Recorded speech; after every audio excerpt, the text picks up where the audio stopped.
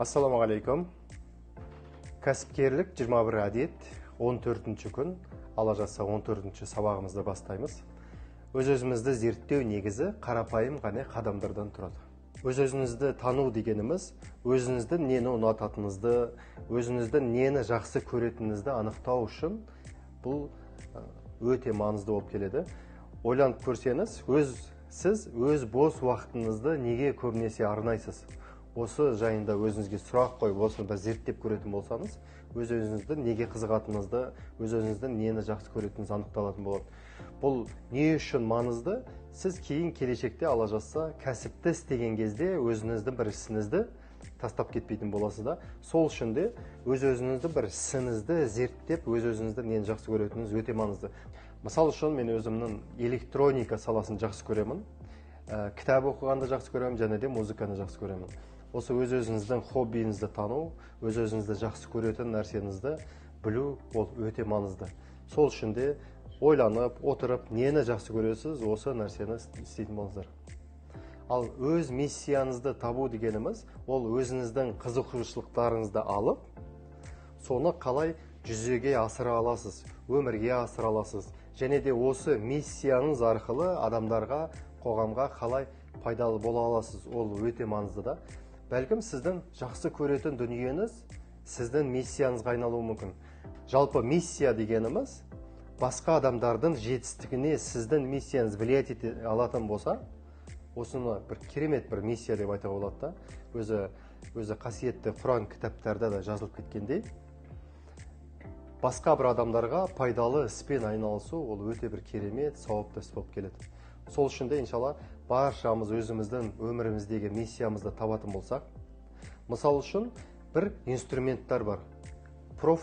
Профотбор деген бізде кит кәсіпкерлер қауымдастығында кәсіпкерлер келген кезде профотбор, галап тест, разбор деген сияқты дүниелер бар. Сол арқылы сіз өзіңізді танып, өзіңіздің миссияңызды нақты анықтай аласыз. Бізде өмірлік стратегия деген бір таблица бар. Адамның өмірінің стратегиясын анықтайтын таблица. Мына жерге қарап отырып, оқып отырып айтамын сіздерге. Бұл өзін өзі дамыту, отбасын нығайту және де қоғамға үлесін қосу арқылы әлеуметтік өміріңізді жетілдірудің қарапайым жолы.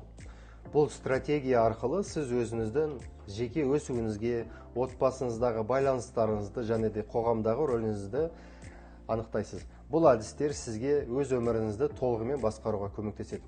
Әрине, мен сіздерге мына жерде астыда салып қойған суретті қарап тұрсаңыздар, ортасында ТБ деп тұр. Бұл жалпы Алланың разылығы деген сөз. Сіз Алланың разылығы үшін S1 деп тұрған, төбесінде сам деп тұрған осы.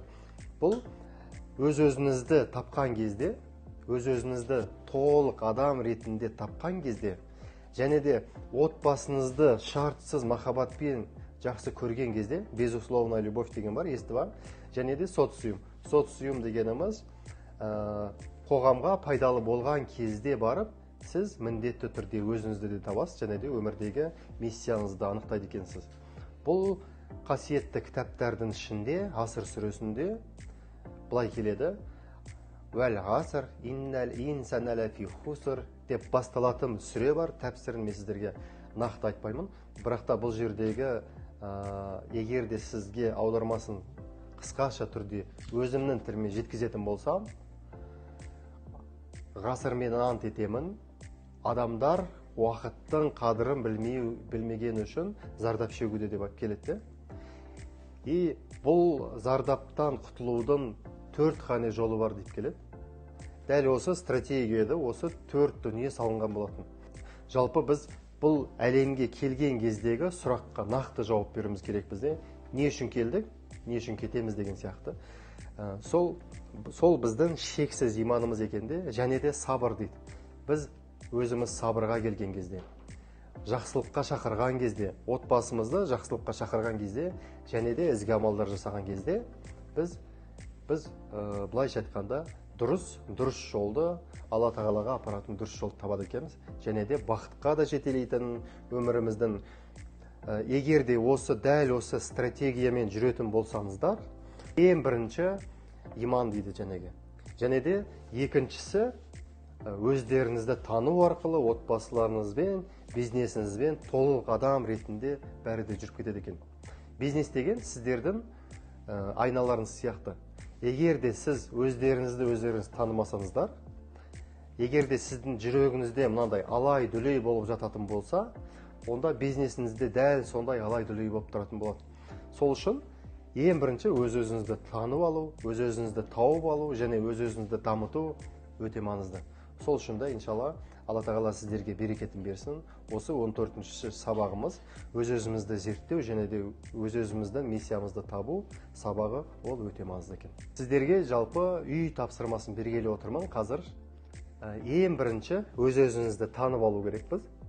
Одан кейін өз-өзімізді сәйкестендіріп алу керекпіз. Және де өз-өзімізді дамытатын жолдарды нақты анықтап алу керекпіз. Осы үшеуін жазыңыздар қағазға. Және де өздеріңіздің бұл әлемге келген кездегі миссияларыңыз жалпы қандай мақсатқа жеткілеріңіз келеді, қалай және де қоғамға пайдалы болғыларыңыз келеді, осыны жазып қойыңыздар. Иншалла Алла тағала баршаңызға берекетін берсін. Баршаларыңызбен бірге дамушы ортада болғанымыз үшін қуаныштымын.